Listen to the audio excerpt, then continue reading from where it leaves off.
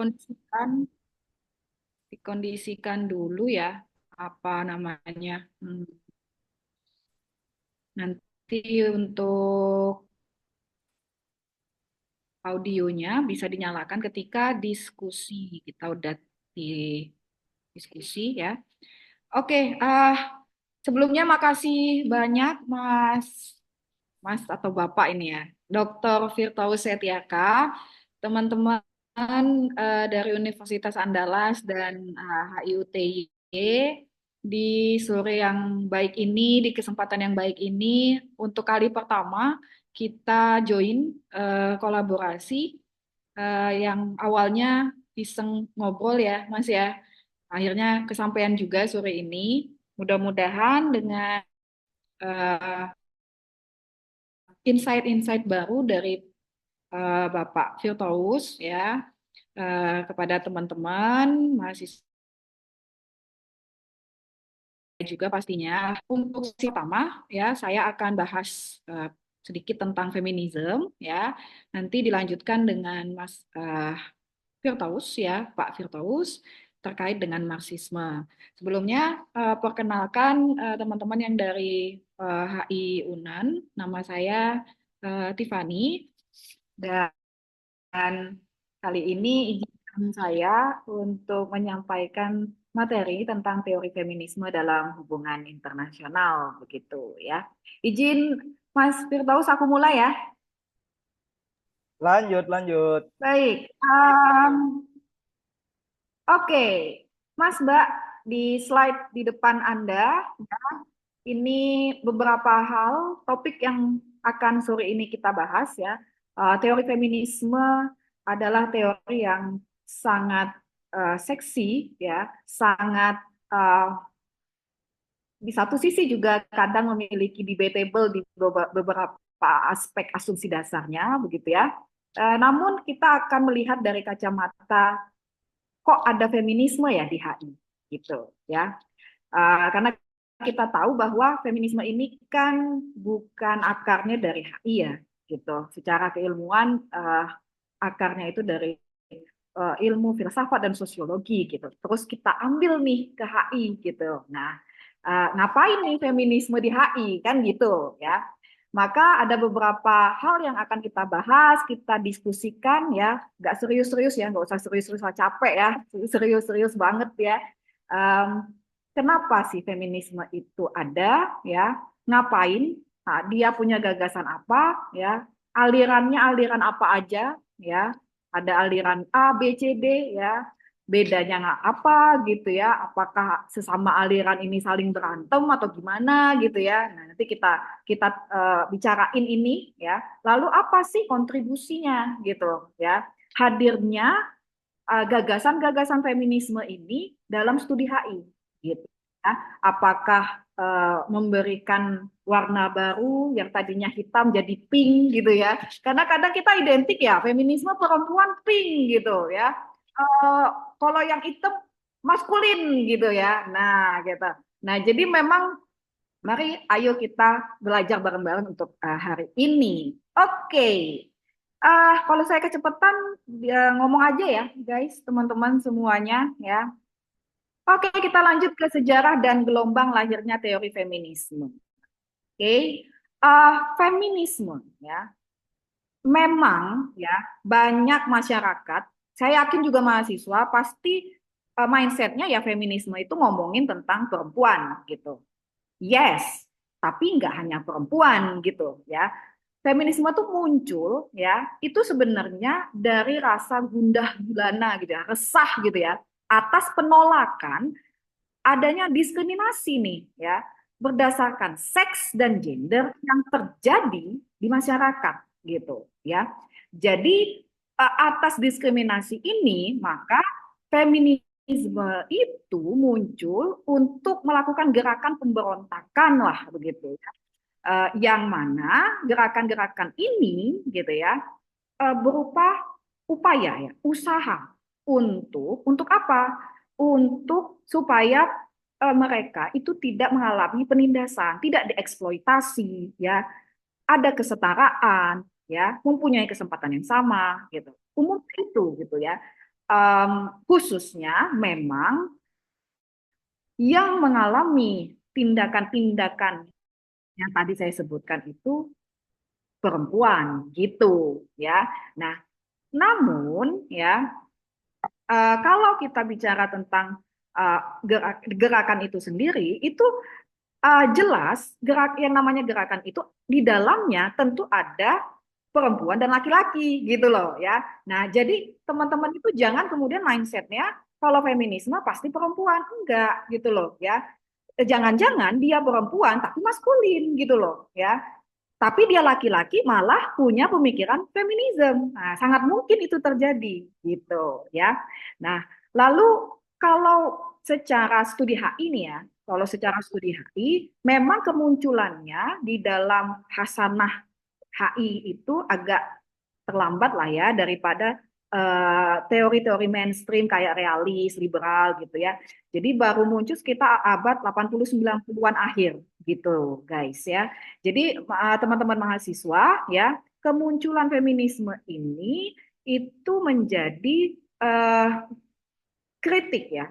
Jadi memang teori feminisme itu kalau dalam HI masuk teori kritik, masuk dalam teori yang sifatnya reflektif ya. Reflektif itu ya yaitu merefleksikan gimana sih teori-teori yang terdahulu gitu. Jadi ada bentuk-bentuk gagasan kritik yang dimunculkan begitu. Nah, lalu bagaimana sejarah ya, sejarahnya nih kok ada gitu ya, kok tiba-tiba ada gitu. Nah, memang banyak literatur itu apa ya, rekam jejak lah gitu ya. Gelombang pertama dari feminisme itu bermula di Amerika Serikat ya.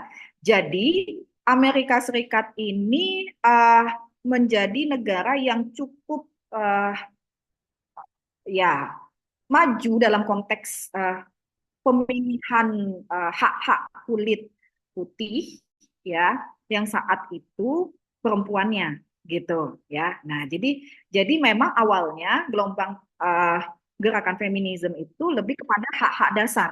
Hak-hak dasar dari perempuan itu sendiri. Nah, uh, yang mana memang itu dibuktikan pada amandemen ke-19 Konstitusi Amerika Serikat tahun 1920 gitu. Nah, cuma itu itu pun pada saat 1920 itu, teman-teman, itu baru perempuan kulit putih ya. Nah, itu belum cerita perempuan kulit hitam gitu ya. Sehingga memang gelombang pertama itu ya bisa dikatakan uh, perempuan-perempuan yang mempunyai strata sosial yang udah ada gitu ya, privilege ya kalau orang sekarang ngomongnya anak-anak muda sekarang ya gitu. Tapi perempuan yang terpinggirkan kulit hitam yang itu, nah itu jauh dulu itu belum ada tuh cerita kayak gitu gitu ya. Nah, jadi seperti itu. Nah, lalu gimana gelombang kedua? Nah gelombang kedua ini mulai ya ada kesadaran bahwa oh kita nggak bisa ini ya perempuan tuh ya semua gitu, nggak bisa pandang kulit putih, kulit hitam gitu, perempuan ya semua gitu. Artinya feminisme gelombang kedua yang mulai muncul sekitar 1960-an sampai 1980-an itu melihat ketidaksetaraan itu akhirnya menjadi konteks budaya dan politik menyeluruh begitu ya. Nah, di sini juga mulai timbul nih hak-hak di mana mereka perempuan-perempuan yang ada di dunia ketiga ya, negara-negara berkembang itu mulai bersuara begitu ya. Nah, biasanya sih di sini adalah gerakan-gerakan feminisme kolonial gitu ya.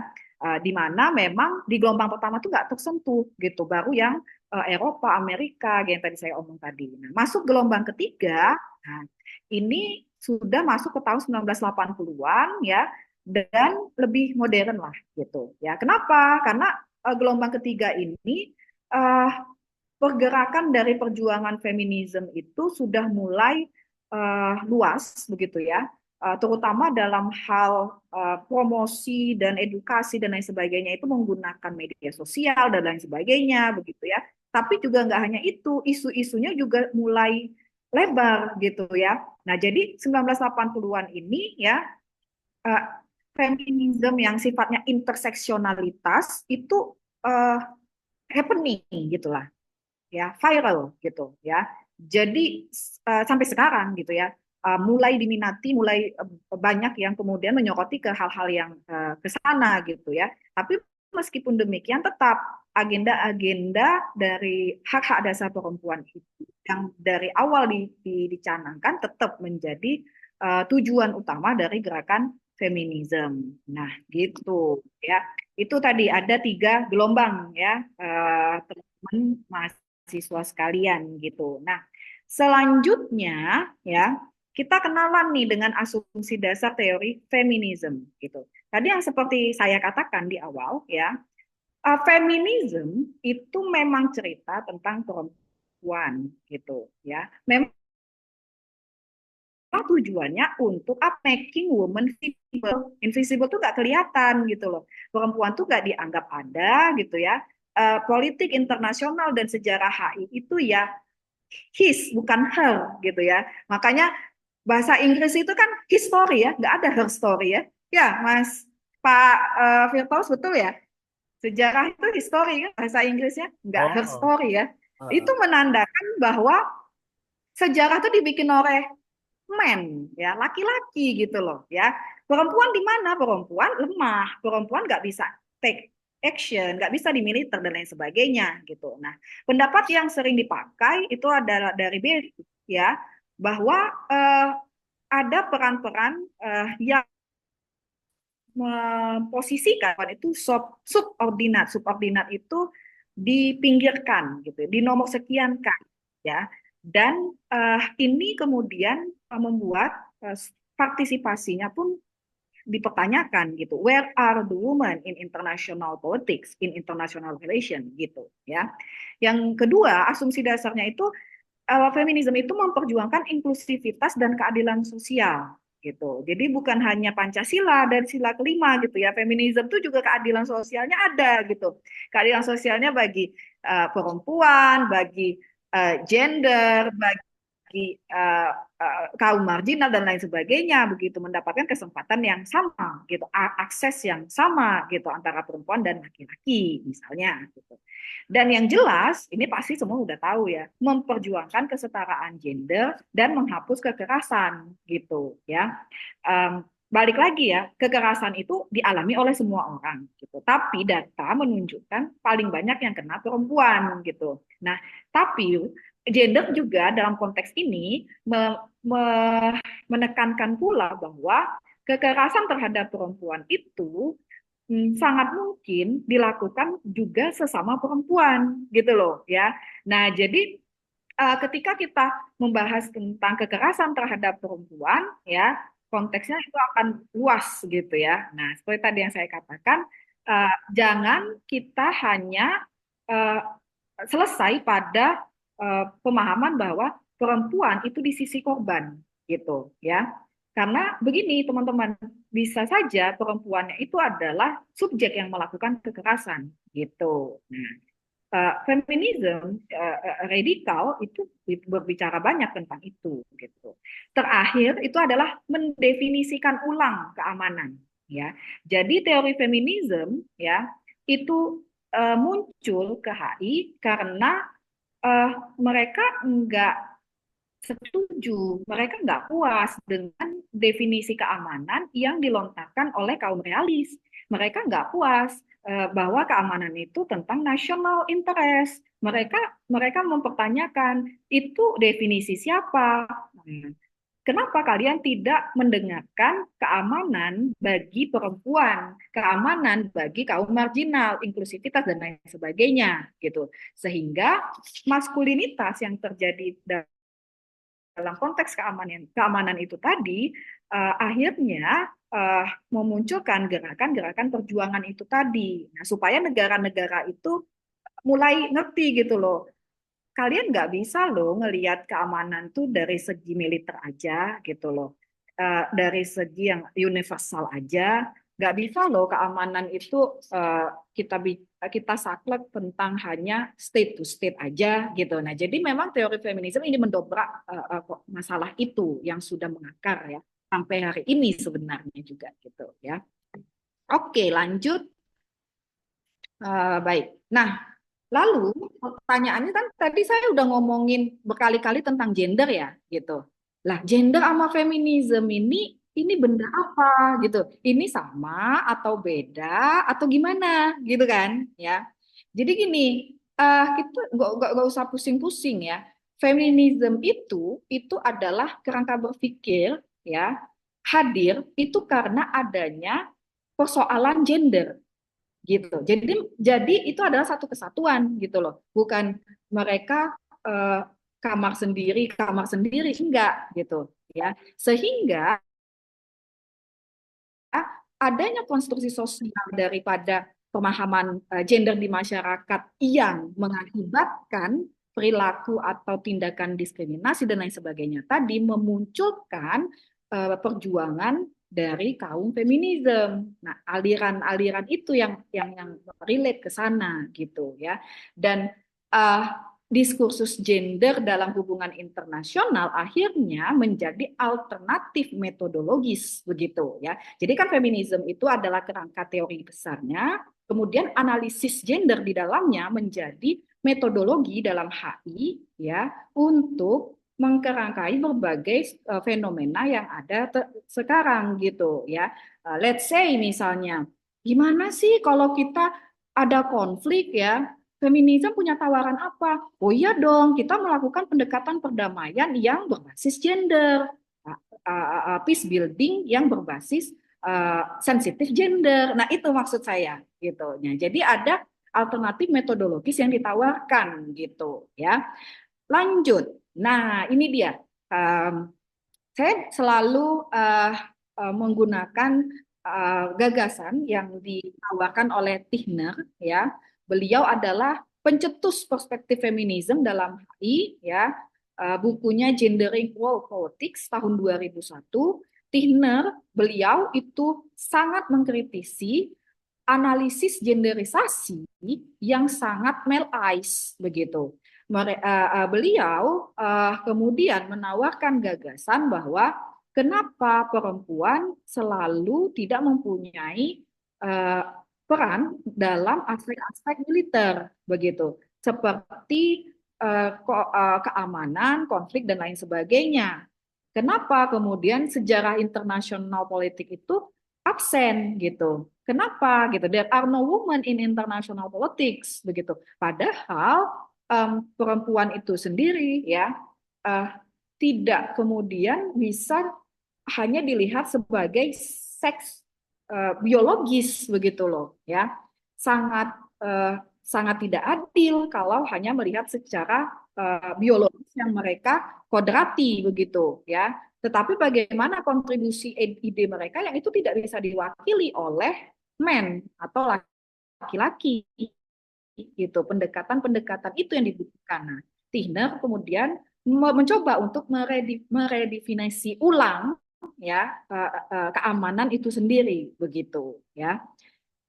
Nah, kalau di Indonesia, nah ini teman-teman pasti sudah mengenal ya gagasan-gagasan dicanangkan oleh R.A. Kartini, kemudian Dewi Sartika. Ini kan tokoh-tokoh kolonial ya, kolonial yang memperjuangkan perempuan di dunia ketiga, which is itu adalah Indonesia yang berjuang dalam penjajahan begitu ya. Nah, emansipasi perempuan, begitu pentingnya pendidikan. Nah, itu masuk ke gelombang ketiga itu tadi ya di 1980-an yang sampai sekarang terus diupayakan begitu. Nah, baik kita masuk ke gerakan feminisme global ya. Tadi saya sudah menyinggung sedikit banyak ya bagaimana sih gelombang-gelombang yang terjadi begitu dari gelombang 1, 2, dan 3 gitu. Nah, dari gelombang itu di dalamnya ada gerakan-gerakan. Nah, karena memang feminisme ini itu tidak hanya pada tataran apa ya studi saja, tetapi juga ini keilmuan yang aktivisme ya, aktivisme. Jadi ada gerakan aktivisme yang melibatkan kaum perempuan dan laki-laki begitu ya untuk mendobrak patriarki, budaya patriarki yang mengakar gitu. Nah, dulunya seperti tadi yang saya katakan bahwa berbagai permasalahan dimulai dari hak-hak dasar itu tadi, hak pilih gitu ya. Bahkan awal-awalnya dulu perempuan itu memperjuangkan gimana bisa menceraikan suaminya gitu. Karena dulu perempuan itu nggak punya hak untuk menceraikan suaminya. Suaminya aja yang boleh menceraikan istrinya, gitu ya. Jadi memang ini fun fact ya gitu. Kita bisa menceraikan suami hari ini itu perjuangannya panjang gitu loh. Beda dengan suami. Kalau suami itu nggak perlu ada perjuangan apa-apa, dia sudah ada hak langsung dikasih hak bisa menceraikan istrinya. Tapi kalau seorang istri itu butuh perjuangan panjang, akhirnya bisa menceraikan suaminya gitu ya. Dan gerakan-gerakan ini kemudian secara global itu bisa dikatakan setiap negara-negara itu punya apa ya warna tersendiri lah begitu ya. Jadi saya juga tidak bisa ini menjelaskan secara keseluruhan ya. Saya hanya membagikan potret-potretnya aja lah begitu ya garis besarnya gitu. Nah, kemudian terjadi kampanye-kampanye anti perbudakan di Inggris dan di Amerika gitu ya. Itu masuk juga di dalamnya hak pilih perempuan itu tadi ya. Kemudian ada Council of Women ya, Pan-Afrikanis tahun 1922 ya. Kemudian di PBB setelahnya 1946 ada status tentang perempuan ya. Dan kemudian dilanjutkan dengan bagaimana ada apa ya semacam pengakuan terhadap kekerasan dalam rumah tangga yang itu tidak ada apa ya istilahnya payung hukum globalnya begitu. Jadi di tahun 1970-an begitu ya, itu gerakan-gerakan feminisme itu mulai untuk memperjuangkan tentang KDRT gitu ya, akhirnya bisa menjadi diskusi global gitu. Itu kan nggak mudah gitu ya. Yang awalnya itu hanya diskusi dengan sesama penyintas KDRT itu bisa naik ke global sampai hari ini gitu. Muncullah konvensi CEDAW ya.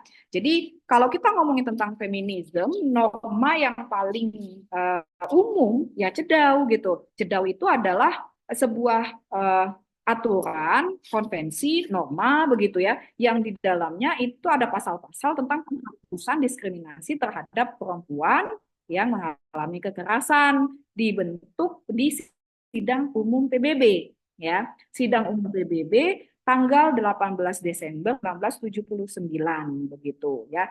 Jadi pencapaian ini menjadi sangat berharga karena menjadi apa ya dukungan global diratifikasi berbagai negara begitu ya. Cuma nanti tinggal persoalannya gimana negara itu udah meratifikasi CEDAW, lalu di domestiknya mau diapain ratifikasi ini. Nah, itu persoalan depan gitu ya.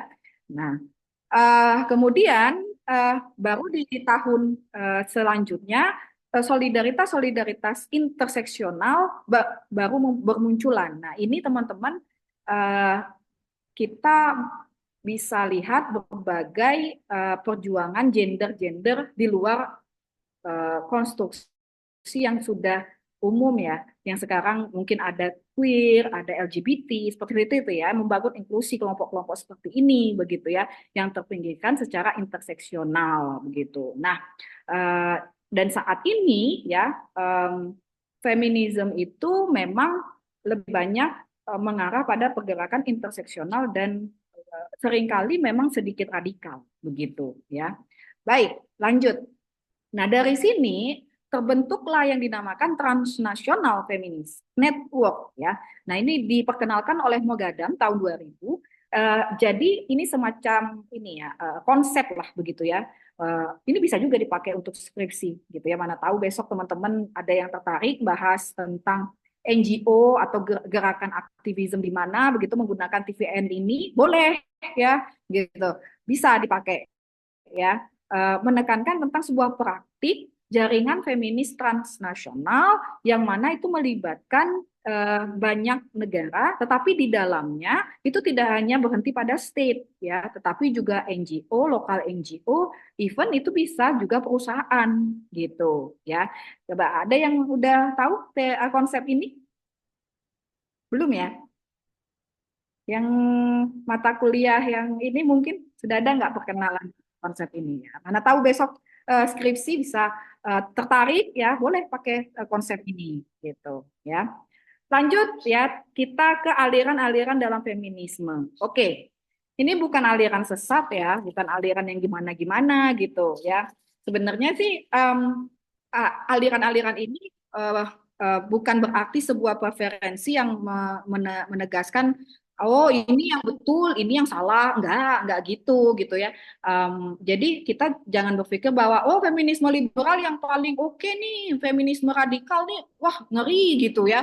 Atau ekofeminisme ini ya cocoknya untuk yang ini aja, kita nggak cocok, kita cocoknya liberal ya. Nggak bisa dikotak-kotakan gitu juga gitu. Pada prinsipnya memang iya, awal kemunculannya feminisme itu dari apa namanya liberal dulu gitu ya, hak-hak itu tadi ya, hak dasar itu tadi. Tetapi kan uh, apa ya persinggungan antara berbagai teori itu akhirnya kan menjadi kaya gitu. Nah, contohnya saja kayak feminisme Marxis gitu. Marxis itu punya pandangan tuh bahwa oh apa namanya adanya diskriminasi, eksploitasi itu gara-gara sistem kapitalistik yang membuat perempuan menjadi produk yang kemudian tidak dilindungi, hanya diperas tenaganya dan lain sebagainya gitu ya. Atau misalnya tentang ekofeminisme yang kemudian melihat bahwa perempuan dan lingkungan itu saling mendukung, bahkan bisa perempuan itu menjaga alam begitu. Eh, Seperti kemudian melindungi hutan ya, kemudian bagaimana perempuan itu misalnya ya perempuan adat ya yang kemudian berjuang untuk uh, apa ya melindungi hutannya dari bagaimana perusahaan-perusahaan sawit misalnya yang mau menjarah hutan mereka gitu ya. Dan ada feminisme post kolonial tadi yang sudah saya bahas ya, ini lebih ke gagasan-gagasan tentang perempuan dunia ketiga, perempuan yang bergerak untuk berjuang dalam penjajahan begitu ya, di mana mereka juga memiliki posisi eh, tidak hanya sebagai korban, tapi bisa berkontribusi dalam perjuangan itu. Nah, contoh tadi kayak RA Kartini di Indonesia, ya. Lanjut, feminisme interseksional. Nah, ini yang lagi happening ya sejak 1980-an sampai sekarang ya. Jadi feminisme interseksional itu gampangnya gini, ya, lu perempuan, misalnya contohnya ya, lu udah perempuan tapi lu kulit hitam ya dan lu nggak belum nikah ya nganggur lagi. Nah kayak gitu tuh interseksional tuh ngeri kan. Jadi perempuan itu udah stigma tuh ditambah lagi dia belum kawin kulit hitam pula belum kerja, wah udah ya. Jadi berlapis lagi itu interseksionalitas. Nah, kemudian ada yang feminisme multikultural. Nah, multikultural ini berdasarkan budaya dan latar belakang perempuan yang lebih kepada non baratnya gitu. Karena gini, feminisme multikultural itu pengen bilang bahwa, kita nih nggak bisa ngelihat ide itu dari barat gitu. Kita non barat ini perempuan non barat yang Asia misalnya gitu kan ini juga punya cerita, punya pengalaman yang beda sama lu gitu loh. Yuk kita dengar variasi pengalaman ini gitu. Feminisme multikultural tuh ngomong gitu. The last and not least gitu ya, itu adalah feminisme Islam. Aliran tuh banyak gitu ya, tapi saya nggak bisa juga nyebutin semua. Nah, feminisme Islam kalau di Indonesia jelas ya kita mayoritas Islam gitu ya. Tapi dalam konteks ini feminisme Islam yang secara idealnya ya itu adalah melihat dari Al-Quran dan hadis begitu bahwa sebenarnya perempuan itu dalam Islam itu bukan mereka lemah begitu ya. Uh, Sejak awal di Islam tidak menempatkan perempuan itu lemah gitu, tapi konstruksi sosial yang membuat itu lemah gitu, yang membuat perempuan itu pada budaya patriarki gitu ya. Nah itu kadang dengan kita sering kebolak-balik gitu ya, bahwa budaya dan agama ternyata itu lebih banyak pengaruh agama budayanya. Nah, sehingga akhirnya apa ya, bias begitu. Seakan-akan itu ajaran Islam gitu, padahal itu adalah pengaruh budaya yang lebih banyak daripada intisari Al-Qur'an itu sendiri gitu, feminisme Islam maksud saya dalam konteks ini, ya. Terakhir penutup ya, kayaknya saya lewat ini ya 15 menit, mohon maaf ya. Terakhir dikit lagi, kontribusi pemikiran feminisme dalam studi HI. Nah, pertama ya, menawarkan cara pandang alternatif gitu. Jadi kalau kita hidup ini kan nggak bisa tuh satu aja gitu kan. Masalah banyak nih ya. Masa iya kita rumusnya cuma realis? Masa iya rumusnya cuma liberal? Nggak bisa dong, ya kan? Gitu. Maka alternatif ditawarkan. Nah, datanglah feminisme gitu, ya, dengan alirannya, dengan gagasannya, dan lain sebagainya. Gitu yang tadi sudah saya jelaskan, gitu, ya. That's why maka ada meredefinisi tadi Bu saya bilang konsep keamanan gitu ya. Uh, saya perempuan nih gitu. Oke lah Indonesia aman gitu. Indonesia cerah gitu. Indonesia emas gitu ya. Tapi saya nggak ngerasa aman gitu. Saya takut ada pelecehan seksual. Saya takut ini. Nah, gimana keamanan itu? Nah, itu yang saya maksud. Redefinisi keamanan itu tadi gitu. Iya, aman bagi negara NKRI gitu loh. Tapi nggak aman untuk saya perempuan-perempuan Indonesia gitu loh, ya. Yang kalau mau kerja kami takut gitu karena kami tidak ada perlindungan dari negara gitu. Atau misalnya kami mau kerja tapi mau naik jabatan ada glass ceiling gitu loh, ya. Hal-hal kayak gitu itu keamanan pengalaman perempuan. Nah, itu yang dimaksudkan oleh Tihner tadi bahwa ada redefinisi tadi melihat keamanan. Kemudian kontribusinya juga menggugat konsep perempuan sebagai kelompok yang lemah, rentan, dan selalu dilihat sebagai korban. Kenapa? Karena tadi saya ngomong ya, jangan-jangan perempuan itu juga pelaku gitu loh, ya. Oh jangan salah, teroris itu ya istrinya itu pelaku kekerasan, dia menyembunyikan suaminya yang teroris.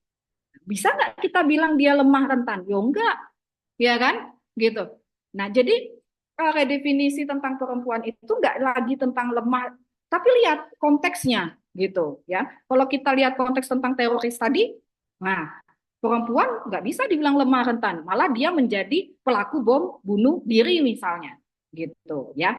Itu kalau negatifnya. Kalau positifnya, perempuan itu bisa menjadi agent of peace building, peacekeeping, peace transformation, banyak itu ya kontribusi gerakan-gerakan perempuan yang pendekatannya itu tidak bisa dari laki-laki gitu ya. Uh, idea itu, rasa itu bisa dideliver dengan perempuan gitu.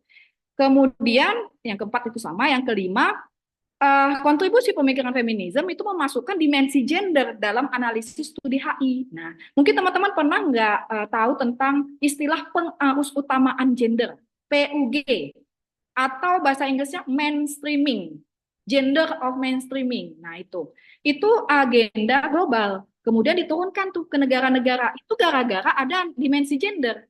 Awalnya itu nggak penting. Nah, sekarang semua instansi masukkan gender, gitu ya. Apa nih indikatornya nih, gitu ya. Kemudian membangun rezim ya. Tadi rezim ada sudah jedau, tapi banyak lagi rezim-rezim yang lainnya. Dan juga yang ketujuh, perjuangan pergerakan dalam kesetaraan gender, ya, advokasi, perlindungan, ya, kemudian membangun jejaring dan lain sebagainya, ya, untuk mendobrak sistem patriarki. Terakhir adalah menyuguhkan fakta bahwa peran dan kehadiran perempuan dalam teori dan praktik HI masih sangat minim, ya. Nah, jadi kontribusi pemikiran feminis dalam studi HI itu ingin membisikkan gitu. Hey, perempuan ini di mana nih di HI gitu. Yang nulis sedikit, secara kuantitas lebih banyak laki-laki, secara policy makers laki-laki juga gitu ya. Jadi di mana nih peran dan kehadiran perempuan gitu. Nah, fakta itu yang mau kemudian dibisikkan, digagas, digugat oleh pemikiran feminisme.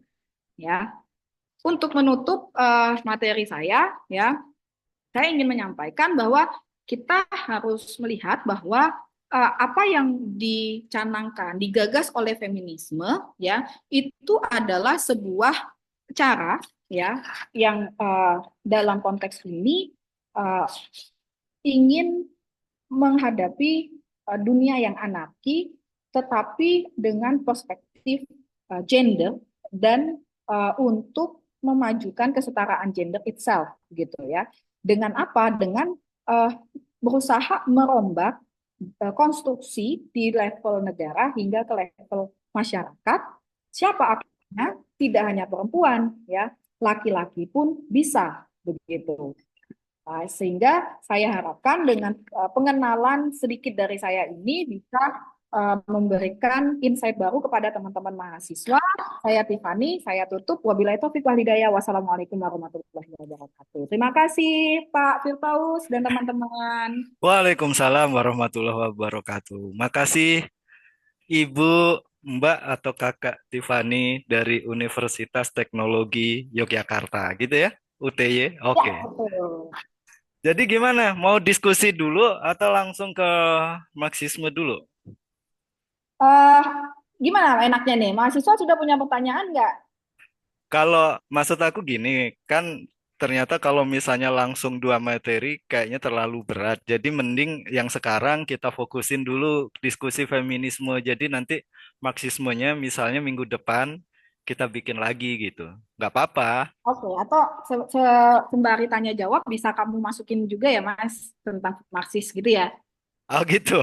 Ada yang tertarik, soalnya keburu aku ngasih posternya kan Marxis dengan feminis. Nah, Oh mana tahu gitu. Marxis sudah nabung pertanyaan tentang Marxis ya. Izin ya, gitu aja oke, boleh. Oke, itu Oke, ada yang jadi nanya kita tuh. buka Ada ya. yang nanya, Boleh, silakan. boleh.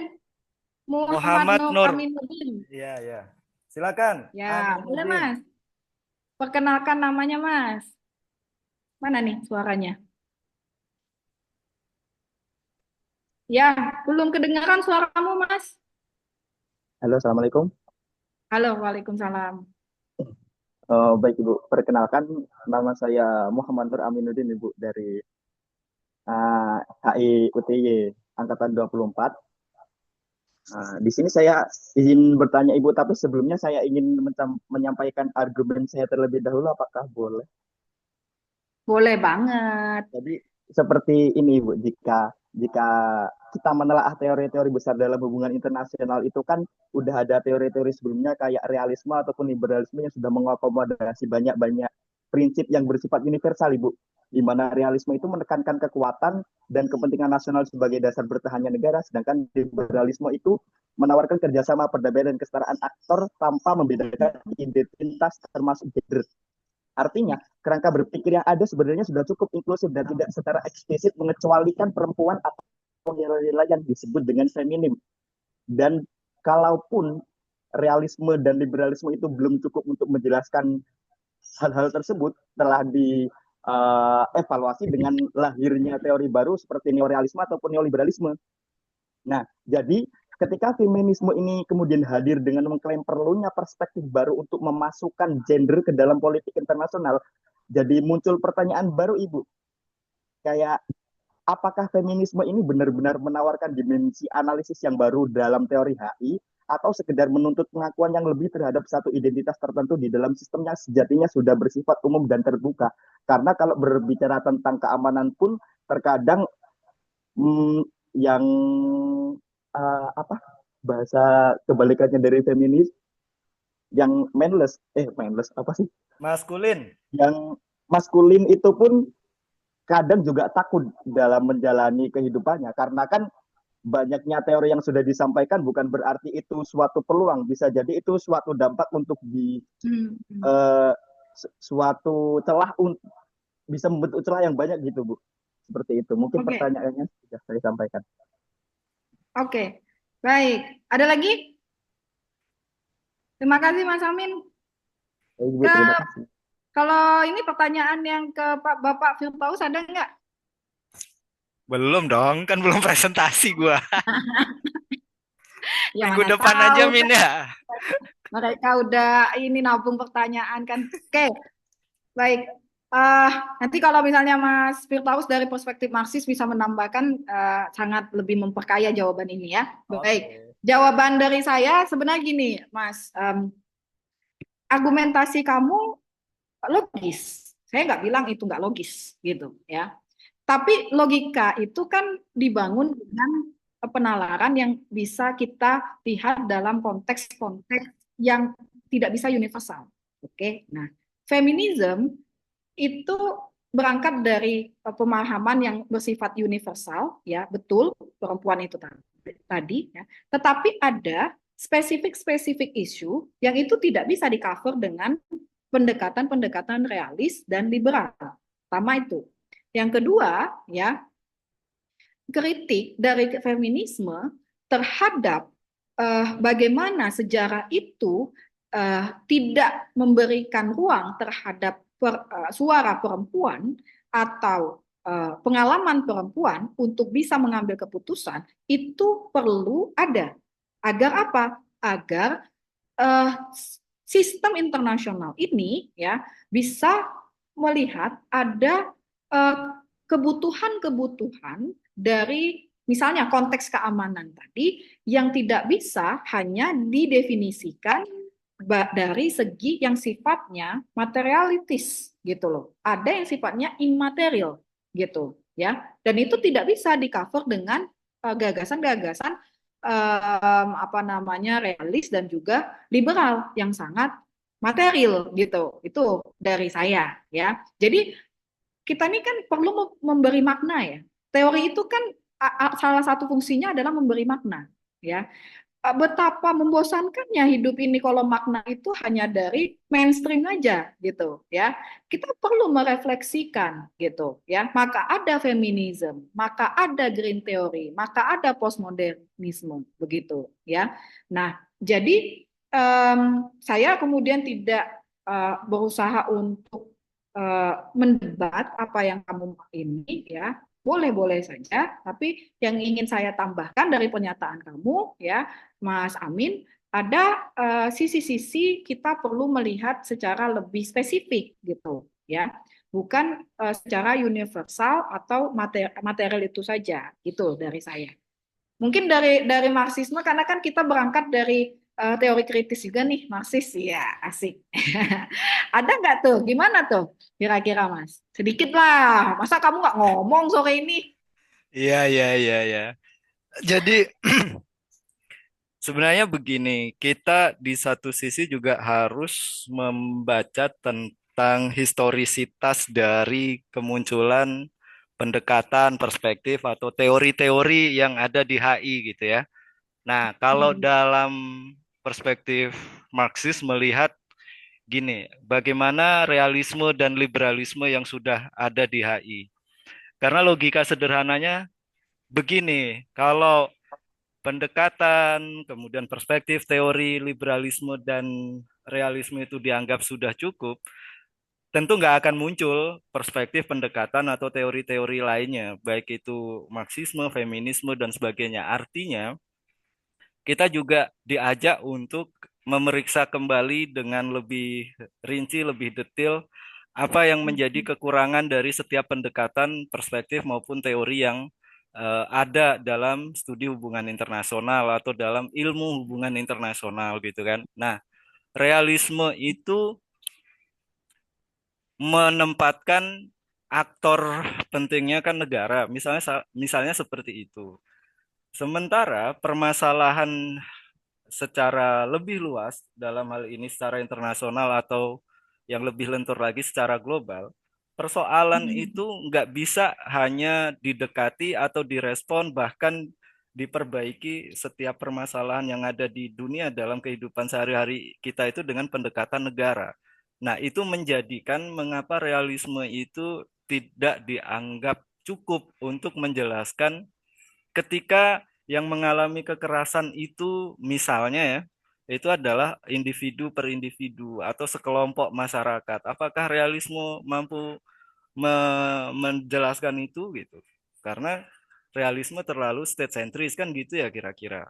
Yang kedua, Hmm. cara berpikir realis itu juga kalau dalam perspektif kritis secara umum dan juga Marxis khususnya, cara berpikirnya realis itu kan terlalu episodik gitu loh. Episodik itu artinya dia hanya mampu menjelaskan satu persoalan tertentu dengan pembahasan yang secara dimensi waktunya itu pendek.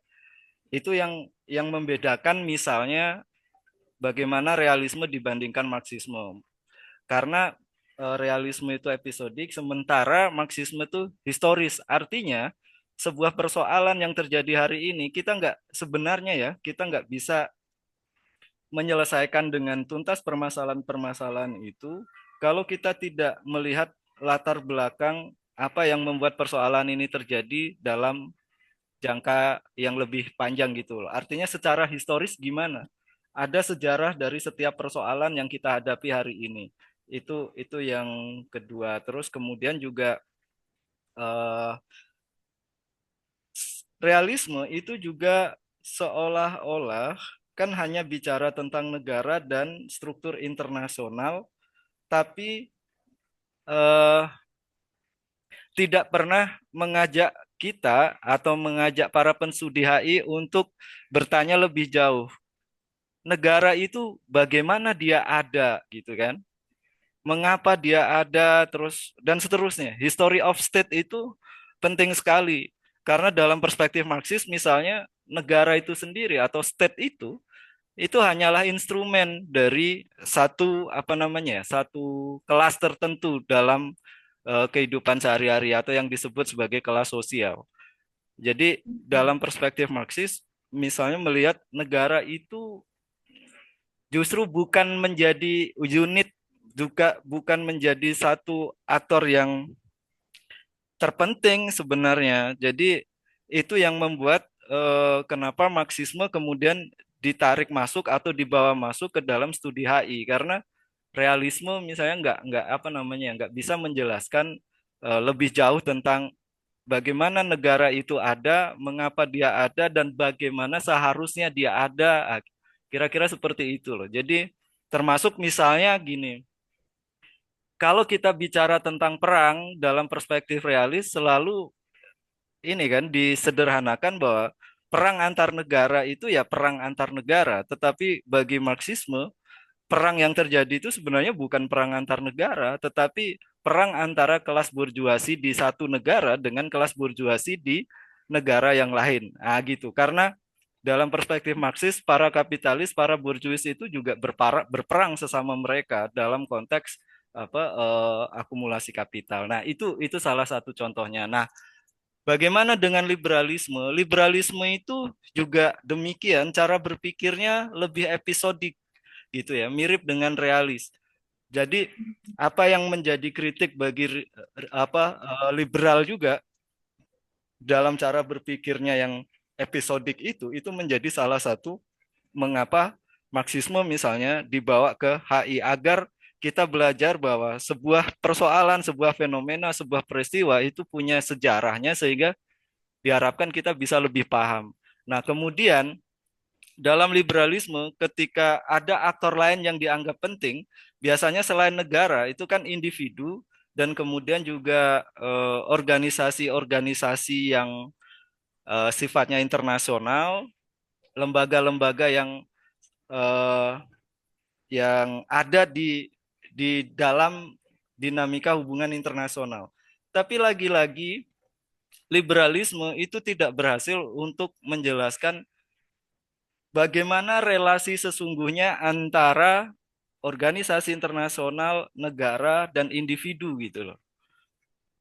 Nah, jadi juga dari situ Marxisme juga kemudian memberikan kritik bahwa ternyata organisasi internasional itu kalau dalam perspektif kritis ya itu juga sebenarnya perpanjangan dari kepentingan-kepentingan eh, negara, tetapi negara yang juga dikuasai oleh kelas tertentu, yaitu kelas borjuis atau kelas kapitalis. Sehingga organisasi internasional itu nggak lebih dari instrumen hegemoni juga gitu loh.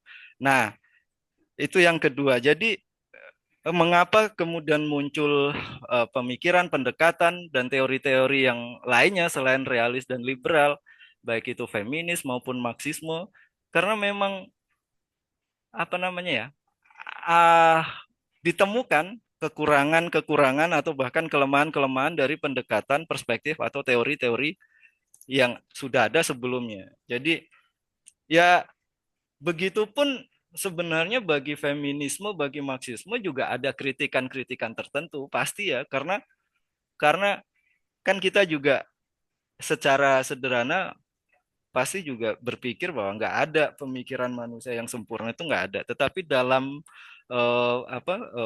framing atau bingkai tertentu, ternyata pendekatan Marxis, pendekatan feminis itu lebih bisa digunakan untuk merepresentasikan kegelisahan-kegelisahan yang tidak bisa dijelaskan dengan pendekatan liberal atau realis. Kira-kira seperti itu kalau tambahan dari saya.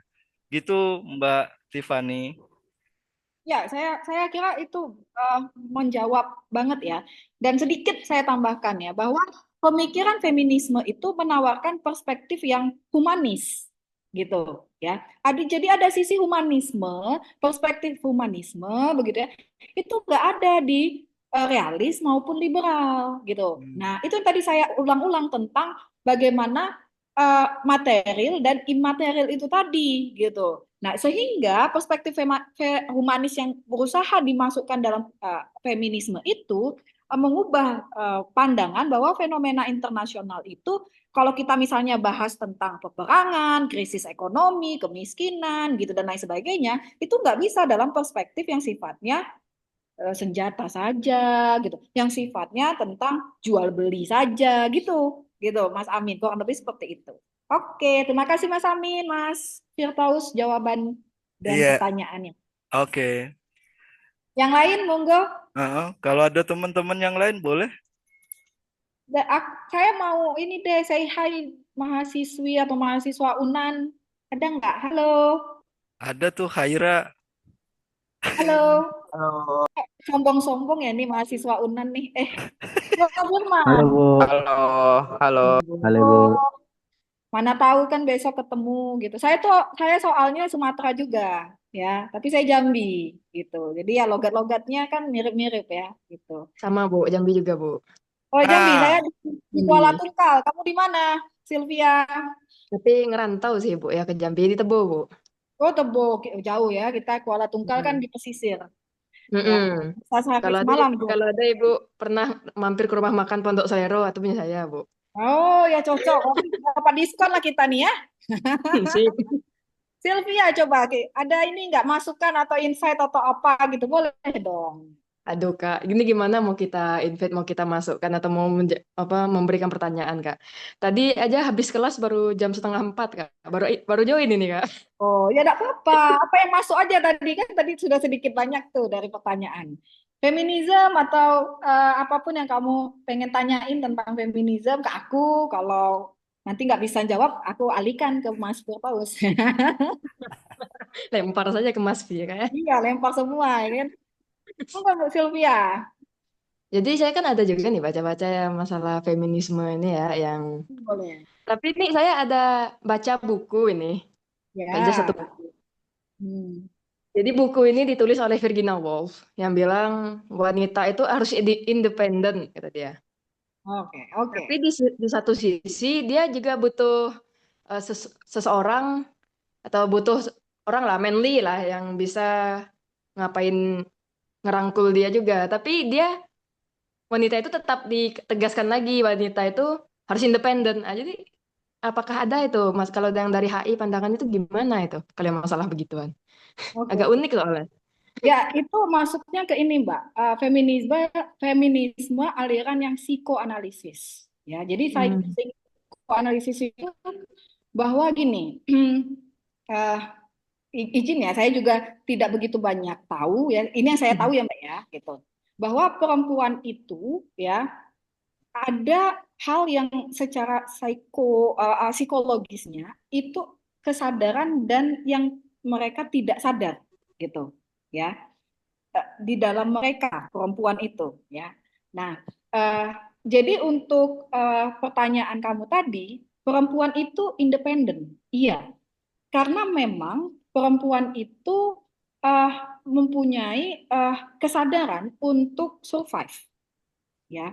Dia punya fungsi melahirkan, Mbak. Dia punya fungsi rahim. Secara biologis, perempuan itu seperti itu, gitu loh. Ya, saya sampai merinding ya.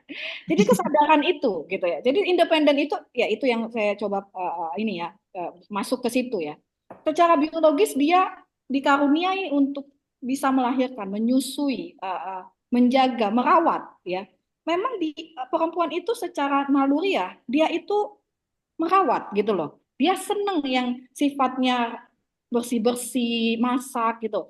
Eh, itu kesadaran yang tapi dia juga tidak sadar, Mbak. Apa enggak kamu? Itu psikoanalisis itu. Nanti baca-baca lagi ya, gitu. Itu gampangnya gitu, gitu. Nah, tetapi betul juga kata kamu, dia butuh men gitu ya. Tapi jangan lupa bahwa setiap individu itu punya dua sisi, maskulinitas dan feminitas gitu ya. Bisa saja kamu secara visual kayak tomboy. Maaf ya, kayaknya tomboy Iya. kau ini. Ya ada. Nah, tapi sebenarnya kau sangat feminin. Iya, Kau dia suka suka. berantem itu. Nah, Astagfirullahaladzim, Mas. tapi Mas, ketika kita tarik itu ke feminis psikoanalisis tadi, bisa jadi Sylvia ini dari kesadaran dan ketidaksadaran itu, dia sebenarnya sangat feminin gitu. Dia mau untuk menjadi ibu rumah tangga, dia mau untuk merawat suaminya besok gitu. Padahal secara perawakan dia tomboy abis coy, gitu loh. Suka berantem. We don't know. Gitu, gitu maksudnya. Nah, ada. Nanti cobalah baca-baca lah aliran itu ya. Gitu. Karena memang tadi saya bilang ya, feminis itu kan ke sosiologi gitu ya, ke filsuf ya, filsafat juga gitu. Nah, cuma kalau KHI ya kemana ya itu mungkin ya ke ya itulah mungkin jawaban yang bisa saya pikirkan. Coba Mas Firdaus bantu saya. Ini kan mahasiswamu. Iya, Mas. Mas, Mas loh apa dosen PA aku, Mas. Nah, Iya ya. yo, Oh, itu dia. Jadi, iya memang itu tadi yang bisa saya katakan. Perempuan itu iya. memang Oke. boleh setuju, boleh enggak, Mas Firdaus. Saya enggak maksa. Iya, jadi memang secara apa? Secara prinsip bahwa manusia itu baik laki-laki maupun perempuan itu kan memang ada sisi independensi yang harus apa ya? Harus diakui oleh diri mereka sendiri maupun orang lain. Tetapi di sisi lain juga tidak bisa bahwa individu itu eh, katakanlah bertahan hidup dengan dirinya sendiri gitu. Jadi ada memang ya itulah secara filosofis ya itulah keunikan manusia. Makanya dalam perspektif Marxis misalnya individu itu dihargai tetapi mereka juga harus secara sosial itu harus apa namanya ya mengikatkan diri dengan manusia yang lain. Makanya dalam pendekatan Marxis apa yang menjadi kebutuhan bersama, kebutuhan kolektif, khususnya secara ekonomi gitu, itu disebut sebagai social property of production gitu ya. Jadi Oh, alat produksi, sumber daya produksi itu milik bersama, milik kolektif, nggak bisa dimiliki secara individu karena gini kan, sehebat apapun individu, kalau dalam filosofi Marxisme ya, yang saya mencoba menyederhanakannya, memang nggak akan bisa seseorang itu bisa menghidupi dirinya sendiri tanpa bekerja sama dengan orang lain. Nah, sehingga kepemilikan atas properti untuk produksi itu milik bersama, nggak bisa milik individu. Kemudian kontrol terhadap sumber daya produksi itu juga harus dikontrol atau dikendalikan bersama-sama, tidak bisa diserahkan sepenuhnya pada satu individu tertentu atau satu pihak tertentu. Nah, kemudian dalam proses produksi, dalam katakanlah bekerja, itu juga bekerja memang untuk kebutuhan bersama. Kebutuhan bersama ini maksudnya ya kebutuhan kita secara personal, tapi secara sosial juga ada. Nah, Marxisme itu identik dengan cara berpikir seperti itu, bahwa tetapi memang dalam sebagian kritik terhadap Marxisme memang tidak sedetil feminisme dalam konteks bagaimana perempuan itu dilihat.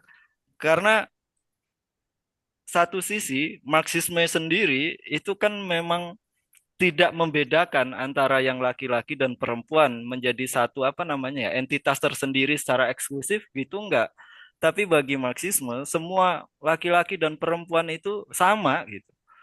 Mungkin yang membedakan ya soal kelamin saja gitu. Tapi dalam peran-peran sosial misalnya kalau memang perempuan itu punya kekuatan yang sama dengan laki-laki ya silakan, karena memang pendekatan-pendekatan Marxis dan kritis secara umum itu kan pendekatan yang selalu mencoba menekankan pentingnya emansipasi atau emansipatoris gitu loh.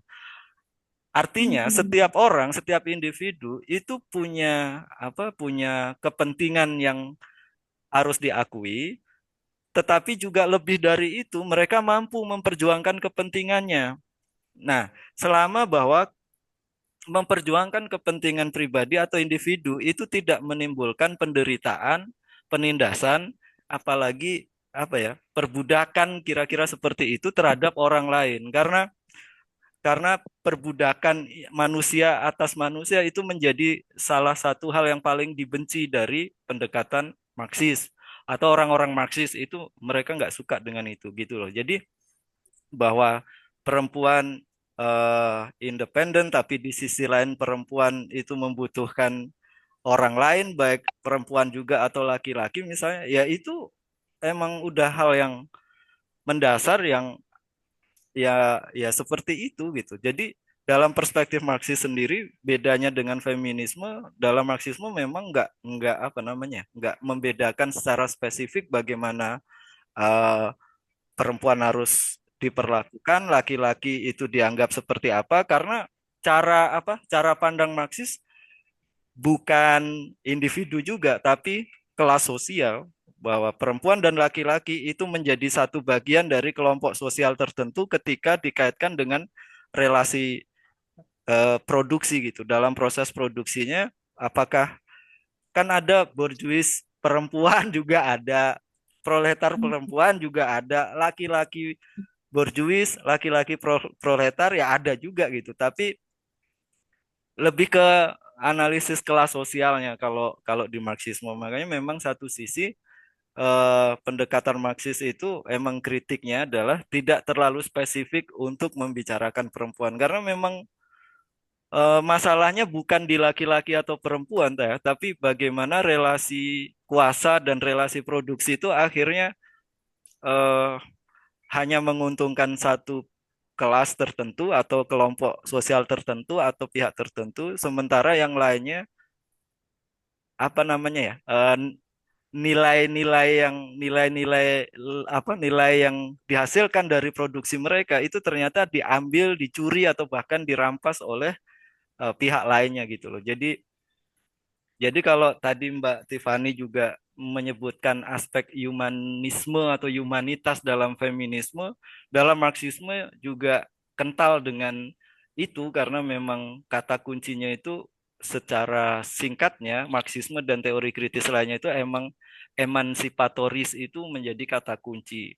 Sehingga pertanyaan yang paling umum itu ketika melihat fenomena internasional baik di level yang makro, meso maupun mikro itu selalu ujungnya pasti mempertanyakan siapa yang diuntungkan dari relasi yang seperti ini, proses-proses yang seperti ini. Nah, seperti itu kira-kira tambahan dari saya. Saya kembalikan ke Mbak Tiffany. Ya, sedikit. Kalau Marxis, ya betul memang melihat siapa yang diuntungkan, dan feminis itu menambahkan siapa yang memproduksi pengetahuan tentang yang diuntungkan itu, dan siapa yang memproduksi pengetahuan yang dilemahkan itu, gitu. Dan feminisme mendobrak bahwa pengalaman perempuan itu harus ada, gitu, harus harus masuk menjawab pertanyaan-pertanyaan itu, gitu, yang mana kenyataan status quo yang terjadi pengalaman itu, partisipasi itu, ya, suara itu, ya, masih belum dominan. Dominan itu artinya belum bisa menyamai bahkan, ya, terhadap bukan maskulinitas dalam konteks laki-laki ya, yang secara umum, ya, tetapi pandangan-pandangan itu yang saya tadi juga sudah sampaikan bahwa bisa saja dia perempuan tapi dia tidak berpihak pada perempuan gitu ya. Tadi ya, jadi seperti itu Mbak Sylvia. Terima kasih Mbak Sylvia. Apakah Oke, ada terima lagi? kasih, Kak Mas. Iya, Sylvia. Ya, angkatan berapa? 21 berarti. Hah? 25, Kak. 25. Oh, 25. Tadi tak kayaknya bilangnya TA deh. Aku ingin tadi nggak salah dengar. Ya kan, nggak bisa dapat, Kak. Oh, Kan udah bisa dapat dapat. dari awal, Kak. Oh, Iya, gitu. Kak. Oh, dari awal udah dapet. Iya, Kak. Udah Jadi, dapat, jadi Kak. gimana? Menyesal dapetnya ini. Baru baru tahu sekarang, Kak. Oh, penyesalan di akhir Kaget, ya. oh Mas Vi gitu. Waduh, agak nyesel gitu ya. Gimana ya, Mas ya? Mau nggak Bukan mau ya. menyesal, Mas. Nggak ada, Mas. Nggak ada penyesalan itu, Mas. Oh, nggak ada. Hoax itu, Mas. Takut ya, Mas. Takut ya. Oke, terima kasih Sylvia. Monggo Terima kasih, teman-teman Kak. HIUTI atau HI Unan, pertanyaan Silakan. langsung ke Bapak Firdaus ya. Saya cukup jadi penonton aja sebenarnya atuh sore ini ya. Dari Rahmat pagi Saifuddin, sudah. silakan. Rahmat Saifuddin. Oke, Ayo silakan Mat, Rahmat. monggo. Rahmat, monggo. Open mic, open cam. Nah, kan keren tuh. Halo. Waduh, penyanyi Halo, kita ini. halo Bapak Firdaus Oh, dan Bu Tiffany, selamat sore. selamat sore. Monggo apa pertanyaannya? Perkenalkan nama dulu, angkatannya. Baik, izin memperkenalkan nama saya sendiri, saya Rahmat Saifuddin dari Angkatan 24 HIUTY. Asli mana, Mas? Asli Indonesia, Ibu. Oh, antem nih kamu. Asli Jawa, asli Indramayu, Jawa Barat. Indramayu. Yang mana tahu dah dari HI Unan ada yang dari Indramayu ta. Mana Kayaknya tahu kejauhan, vlog Ibu. di sini kan? Kan kamu baru cerita habis putus kemarin. Kok Ibu tahu, Bu? Iyalah. Saya kan Iya. kepo. Oke. Lanjut, Mat. Eh, Apa pertanyaannya, Mat? Ke Pak sebenarnya Firdaus ya. eh, pertanyaannya itu bukan sekarang tuh kalau saya ngelihatnya bentuk ketimbangan gender tuh kan lagi hype banget sekarang, tapi modelnya agak beda gitu di era digitalisasi saat ini.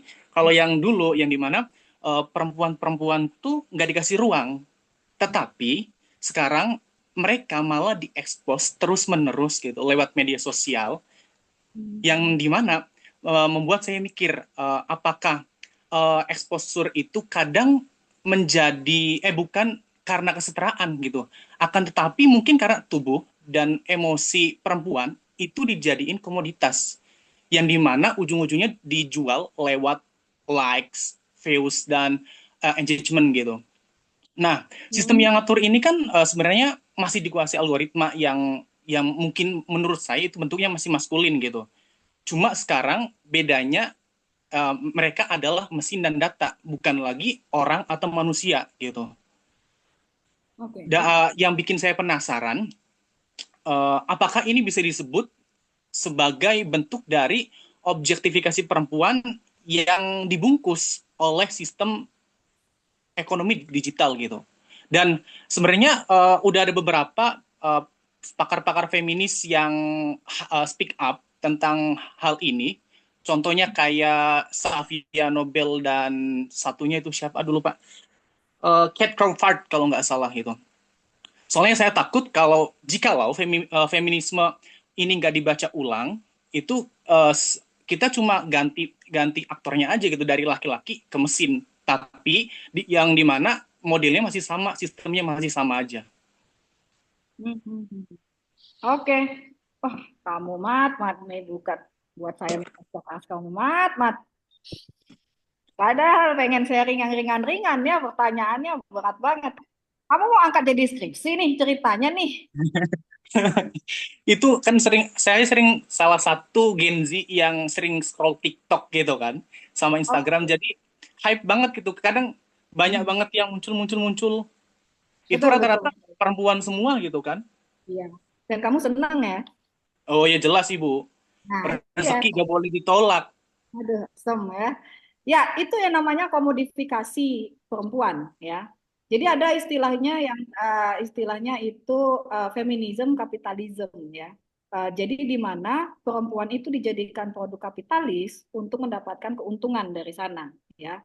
Seperti perusahaan-perusahaan Zara, perusahaan-perusahaan fashion gitu. Itu kan uh, menjual tubuh perempuan untuk menarik pembeli gitu ya, lewat tubuh yang seksi, putih, dan memang seksisme di situ sangat kental gitu. Jadi saya rasa kita clear di itu, di kenyataan itu ya di hari ini gitu ya. Dan ketika kemudian kita tarik ke individu masing-masing begitu ya, maka pertanyaannya adalah se-value apa kamu perempuan dalam melihat fenomena ini, kan begitu, ya kan? Apakah kemudian tubuh ini kan tubuh ya? Kalau dalam feminisme radikal ya, mereka punya pandangan bahwa tubuh perempuan main. Bahkan kalau aku nggak pengen punya anak, lo suami lah boleh kok ngatur-ngatur gitu. Nah, seradikal itu gitu. Dan pada konteks yang sama dengan logika yang kamu pakai, ya, maka feminisme radikal itu membolehkan saja apabila perempuan itu merasa bahwa ini adalah tubuhku, tubuhku yang kemudian aku tidak merasa dipaksa untuk melakukan ini, aku berdaya, aku kemudian dapat melakukan kebebasanku atas tubuhku, bangga dengan itu, seradikal itu, Mat. Gitu, Mat. Gitu. Tapi kemudian dia lupa bahwa ini adalah sistem yang kata kamu tadi ada mesin data dan lain sebagainya yang memang itu akhirnya dia kecemplung ke sana ya, either itu dia sadar atau enggak gitu ya, tapi dia diuntungkan gitu. Karena dia merasa bahwa tubuhku aku yang punya kuasa gitu loh, ini wilayahku, aku mau gimanain, aku mau kontribusikan kemana, hakku gitu loh ya. Dia merasa disitulah letak feminismenya. Bisa jadi gitu loh, Mat. Tapi ada juga situasi mungkin kalau di Marxis ya itu adalah bagian dari eksploitasi kerja perempuan di dalam sistem kapitalistik, entah itu mesin dan entah itu ya tetap aja ya perusahaan itu kan dikendalikan manusia juga gitu loh, ya kan? Nah itu tadi mungkin itu kalau dari saya ya. Um, ya saya kira di Marxis mungkin melihat perempuan itu tadi ya, kalau tadi sebelumnya Mas Firdaus juga menyinggung tentang ini diuntungkan ke siapa gitu, ya kan? Gitu. Nah, apakah ke sistem itu borjuis tadi ada juga tuh borjuis tapi perempuan kata kata Mas Firdaus tadi ya Mas gitu. Tapi apakah individu perempuan itu yang dia punya pemahaman radikal atas tubuhnya gitu loh ya.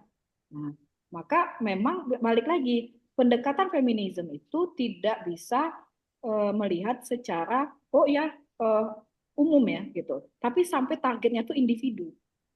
Targetnya tuh individu gitu ya. Bahkan ya dengan pemikiran yang lebih radikal, perempuan itu merasa bahwa ketika dia mengalami kekerasan, itu bukan bentuk kekerasan. Dia merasa itu adalah bagaimana dia survive. Padahal itu jelas-jelas KDRT. Betul. Nah, itu kan padahal tujuan jelas tadi ya, kita emansipasi, perlindungan, dan lain sebagainya. Nah, ini kan individu nih. Gimana kemudian akademisi, LSM, advokasi itu untuk menyadarkan awareness itu, gitu loh, ya. Nah, maka maka tadi saya bilang bahwa hari ini perjuangan terhadap feminisme itu sudah semakin beragam, gitu loh. Jadi jangan heran mereka akhirnya punya apa ya faksi-faksi mungkin ya sendiri-sendiri yang punya visi misi sendiri-sendiri gitu loh ya, padahal hak-hak dasar perempuan aja untuk mengakses pendidikan misalnya, untuk mendapatkan pekerjaan yang layak dan lain sebagainya itu belum beres gitu loh. Nah, itu sih dari saya, mungkin bisa ada tambahan dari Pak Firdaus, Iya, monggo Mas. iya, iya. Jadi, eh Pertanyaan Rahmat tadi sangat menarik ya. Kebetulan memang eh, saya dan saya ngajak juga teman-teman mahasiswa di HI Unan untuk membaca sebuah tulisan. Saya mau share juga. Rahmat udah pernah baca ini belum? Mana ya? Yang judulnya apa, Mas? Kelihatan? Masih proses. Start Masih muter-muter. Masih muter-muter. Ini phone, nih. Udah? phone. Kelihatan, Mat? Kelihatan. Iya, nanti kalau misalnya Rahmat mau baca, ntar aku share ke Mbak Tiffany dan mungkin Mbak Tiffany bisa share ke kalian juga ya. Ya, aku juga Boleh, baca ini jadinya. boleh, Mas. Iya, iya. Iya, jadi ini bagaimana platform kapitalisme ya. Dia membicarakan tentang relasi kerja dan tenaga kerja, relasi tenaga kerja dalam kapitalisme platform global gitu. Jadi karena pertanyaan-pertanyaan Rahmat tadi kan berkaitan dengan itu bahwa iya sekarang yang mesti kita mesti kita waspadai itu salah satunya tentang algoritma, tentang data, big data dan lain sebagainya. Apakah memang se apa namanya se eh, kita nggak bisa ngelihat itu secara netral bahwa oh ini hanya soal teknologi, ini hanya soal kemajuan peradaban dan lain sebagainya. Karena tetap harus dilihat dalam konteks relasi eh, produksi yang dalam perspektif Marxis itu sangat ini ya, sangat sensitif dengan hal-hal seperti itu. Jadi termasuk misalnya data-data ada istilahnya tuh kita ini bekerja seolah-olah kita nggak bekerja untuk siapa-siapa gitu ya. Ketika kita mengakses media, khususnya media sosial, kita upload ini itu sesuka-suka kita gitu ya. Seolah-olah itu hal yang netral-netral saja, tapi padahal sebenarnya nggak begitu konsepnya menurut Nick Srinicek ini gitu. Jadi kita juga harus aware dengan siapa yang memiliki platform itu, siapa yang diuntungkan dengan adanya platform itu, apapun bentuk platformnya gitu ya. Jadi selain selain ini sebenarnya juga nanti Rahmat dan teman-teman semua juga bisa baca lebih banyak lagi tentang digital capitalism gitu. Karena memang itu dalam dalam perdebatan Marxis termasuk Marxisme di HI itu menjadi perdebatan terkini tentang ya bagaimana Marxisme itu merespon ke kemajuan teknologi termasuk kehidupan digital yang hari ini kita hadapi gitu loh. Itu satu. Yang kedua, di sisi lain yang mungkin bisa aku tambahkan juga untuk dalam perspektif feminis juga ya dari Mbak Tiffany, mungkin eh, kalau dalam feminis postmodernis gitu ya, itu justru ada loh perempuan yang justru menggunakan tubuhnya di satu sisi untuk mengintimidasi laki-laki. Nah, itu juga juga ada aliran feminis seperti itu. Jadi mereka menyadari bahwa selama ini laki-laki mengobjektifikasi tubuh perempuan, misalnya begitu kan. Tetapi di sisi lain ada eh, pemikiran feminisme yang justru mereka menggunakan bahkan tubuh mereka untuk mengintimidasi laki-laki. Bahkan gerakan-gerakan feminis yang radikal yang menggunakan tubuhnya untuk show up tentang apa yang harus mereka suarakan itu misalnya nanti Rahmat bisa googling atau searching sendiri tentang Femen gitu. Namanya Femen. I- Femi. Femen biasa aja FEMEN gitu. Pasti ketemu. Nah, itu salah satu contoh yang aku maksud. Artinya memang nggak bukan perempuan sendiri kemudian merasa terus-menerus menjadi objek, menjadi korban. Nggak gitu kalau dalam pikiran mereka. Justru sebaliknya, mereka justru menggunakan tubuhnya sebagai senjata untuk melawan kecenderungan-kecenderungan yang selama ini meremehkan perempuan sampai mengeksploitasi tubuh perempuan gitu.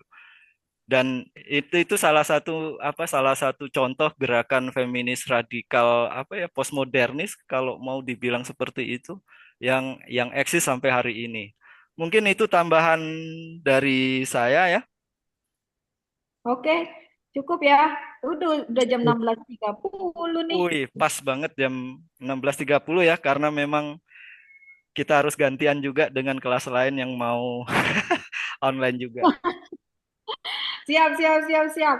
Oke, Oke. padahal masih banyak, saya yakin pertanyaan-pertanyaan, tapi waktu yang akhirnya harus menyudahi ya. Mm-mm. Thank you so much. Yang saya kagumi, Dr. Firdaus Setiaka, ya, sudah Saya juga, meluangkan waktu. yang saya Eh, kagumi juga adik saya Tiffany yang luar ya, biasa. betul sekali. Tolong bimbing saya untuk segera S3 ya, Pak.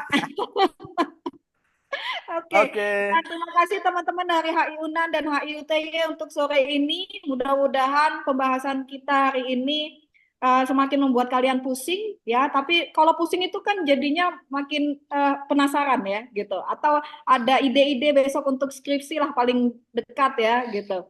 Uh, Mohon maaf apabila ada kesalahan, Mas Firdaus juga sampai ketemu di lain kesempatan, mungkin di Zoom-Zoom yang lain ya Oke. atau mungkin bisa datang langsung ke UTY atau saya langsung datang ke Padang ya.